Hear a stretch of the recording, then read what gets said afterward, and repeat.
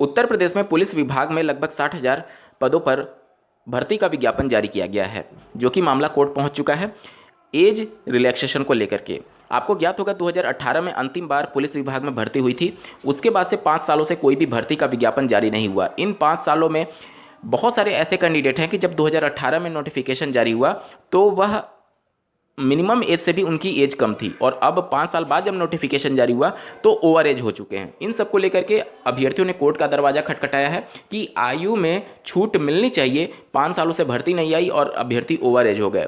इसी प्रकार का मामला आप उत्तर प्रदेश में शिक्षकों की भर्ती का भी देखेंगे। 5 साल से परिषदीय प्राथमिक विद्यालय में कोई भी भर्ती नहीं आई, और मान लीजिए कि 2018 में जो कैंडिडेट 35 साल 36 साल का होगा वो तो अब ओवर एज हो जाएगा, क्योंकि 40 साल मैक्सिमम एज होती है। तो इस कंडीशन में राज्य सरकारों को छूट देना चाहिए कि अगर आपने 4-5 साल से भर्ती का विज्ञापन नहीं जारी किया तो एटलीस्ट 1-2 साल 3 साल जितना भी पॉसिबल हो सके मैक्सिमम एज रिलैक्सेशन अभ्यर्थियों को दिया जाना चाहिए, क्योंकि अभ्यर्थी एक भर्ती के इंतजार में अपनी पूरी जीवन खपा देते हैं, और निश्चित तौर पर इस प्रकार की 5 साल 6 साल भर्ती ना आने की वजह से वो ओवर एज हो जाते हैं, उनके पास कोई विकल्प नहीं बचता है। चलिए बढ़ते हैं अगली खबर की तरफ। जैसा कि आपको ज्ञात होगा उत्तर प्रदेश में नए शिक्षा सेवा चयन आयोग के लिए नोटिफिकेशन जारी किया जा चुका है, और उस नोटिफिकेशन के तहत जो सचिव हैं, जो अध्यक्ष हैं, उनकी भर्ती का विज्ञापन जारी हुआ है। यहाँ पर देख सकते हैं 13 लाख अभ्यर्थी नए शिक्षा सक्रिय चयन आयोग के सक्रिय होने का इंतजार कर रहे हैं। जैसा कि आपको ज्ञात होगा 4,163 पदों पर जो 1.5 साल पहले भर्ती का विज्ञापन जारी किया गया था टीजीटी पीजीटी, उसकी परीक्षा कंडक्ट करानी है, और असिस्टेंट प्रोफेसर के 1017 पदों के सापेक्ष आवेदन लिए गए थे, तो उन सभी प्रक्रिया को पूर्ण करना है। तो इन सब के लिए नए शिक्षा सेवा चयन का आयोग जब पूरी तरीके से कंप्लीट हो जाएगा, जब वर्किंग कंडीशन में आ जाएगा, उसी के बाद से ये सभी परीक्षाएं और जो भी लंबित प्रक्रियाएं हैं वो आयोजित हो सकती हैं।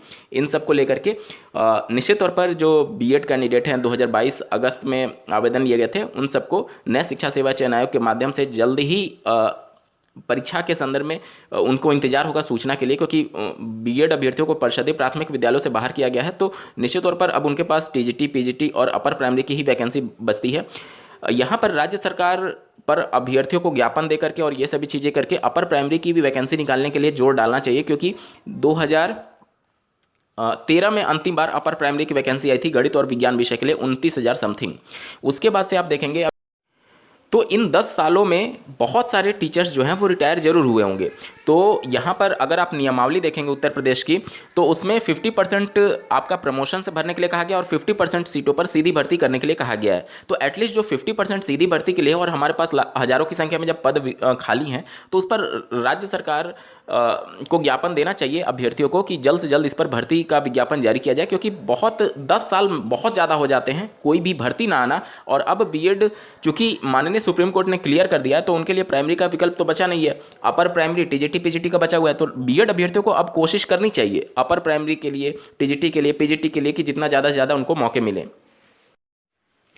चलिए बढ़ते हैं अगली खबर की तरफ। जैसा कि आपको ज्ञात होगा बिहार में जो सेकंड फेज की शिक्षक भर्ती चल रही है और फर्स्ट फेज टीआरई 1 से जो अभ्यर्थी सेलेक्टेड हैं उन सब के लिए काउंसलिंग प्रक्रिया प्रारंभ हो रही है। 25 तारीख से ही प्रारंभ हो चुकी है टीआरई 1 में जो कैंडिडेट सेलेक्ट थे, और आज 26 तारीख से टीआरई 2 की भी काउंसलिंग प्रक्रिया शुरू हो रही है। उसके संबंध में आप यहाँ पर आर्टिकल देख पा रहे होंगे।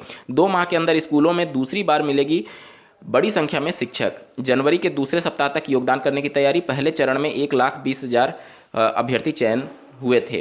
तो यहाँ पर देख सकते हैं बिहार लोक सेवा आयोग से चयनित शिक्षक अभ्यर्थियों की काउंसलिंग सोमवार को जिलों से शुरू हो रही है। पहले दिन प्रथम चरण के पूरक रिजल्ट में सफल अभ्यर्थियों की काउंसलिंग की गई। मंगलवार से आयोग द्वारा दूसरे चरण में मध्य विद्यालयों के लिए सफल हुए अभ्यर्थियों की काउंसलिंग शुरू होगी। विभाग की तैयारी है कि जनवरी के दूसरे सप्ताह में नए शिक्षकों का योगदान शुरू कर दिया जाएगा, यानी ज्वाइनिंग करा ली जाएगी। तो जो भी अभ्यर्थी सेलेक्ट हो रहे हैं, आपको बहुत जल्द नियुक्ति पत्र मिलकर के और आप अपने विद्यालय में कार्यरत हो जाएंगे। आपको आपके भविष्य के लिए बहुत बहुत ढेर सारी शुभकामनाएं। चलिए बढ़ते हैं अगली खबर की तरफ। उत्तर प्रदेश की एक पुरानी भर्ती है 12,460 पदों पर परिषदीय प्राथमिक विद्यालयों में। ये मामला कोर्ट से निस्तारित हुआ था, और उसके संबंध में काउंसलिंग के संदर्भ में जो शिक्षा विभाग है उनके द्वारा विज्ञप्ति जारी की गई, और काउंसलिंग प्रक्रिया होने के बाद से 30 दिसंबर को इनको नियुक्ति पत्र भी दिया जाना प्रस्तावित है। आप स्क्रीन पर देख पा रहे होंगे बेसिक शिक्षा परिषद से संचालित विद्यालयों में 12,460 शिक्षक भर्ती के अंतर्गत सहायक अध्यापक के बचे हुए 6,470 पदों पर कोर्ट के आदेश के बाद नियुक्ति का रास्ता साफ हो गया है। सचिव बेसिक शिक्षा परिषद ने सभी जिलों के बीएसए को पत्र लिख करके चयनितों के अभिलेखों की जांच कराने के लिए 30 दिसंबर को नियुक्ति पत्र वितरित करने का आदेश दिया है। अंतरिम सूची में शामिल अभ्यर्थियों की लिस्ट तैयार कर उसे 27 दिसंबर तक एनआईसी के पोर्टल पर अपलोड करने का निर्देश दिया गया है। इसके बाद 29 दिसंबर को अनंतिम सूची में शामिल अभ्यर्थियों के शैक्षिक व प्रशैक्षणिक अभिलेखों की जांच की जाएगी। काउंसलिंग के दौरान अभ्यर्थियों को अपने साथ पंजीकरण आवेदन पत्र की प्रति, शुल्क जमा करने का साक्ष्य और शैक्षणिक प्रशैक्षणिक अभिलेखों की 2 सेट स्वप्रमाणित छाया प्रति 4 पासपोर्ट साइज फोटो के साथ प्रतिभाग करना होगा। इसमें उनको शामिल नहीं किया जाएगा जिनको पूर्व में नियुक्ति पत्र दिया जा चुका है।